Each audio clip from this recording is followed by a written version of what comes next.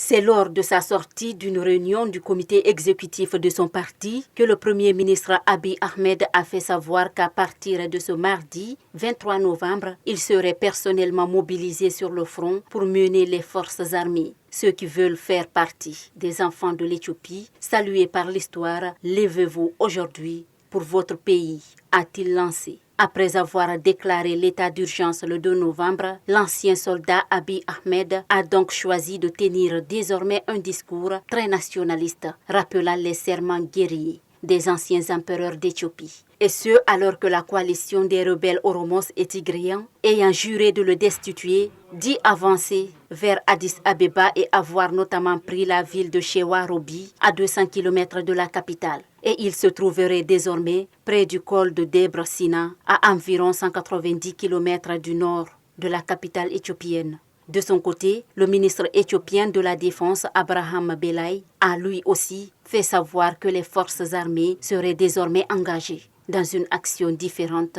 mais sans plus de détails. Nous ne pouvons pas continuer ainsi, a-t-il simplement affirmé. Depuis les déclarations d'Abiy Ahmed, la situation s'est encore tendue. Après le Royaume-Uni et les États-Unis, c'est au tour de la France d'appeler ce mardi ses ressortissants à formellement quitter l'Éthiopie sans délai. Et ce, dit l'ambassade au vu de l'évolution de la situation militaire. Il est prévu de faciliter le départ des Français sur des vols commerciaux en réservant des sièges et, si nécessaire, d'affréter un vol charté. L'ONU a également décidé d'évacuer les familles de son personnel international dans les 72 heures, rapportent nos confrères de RFI.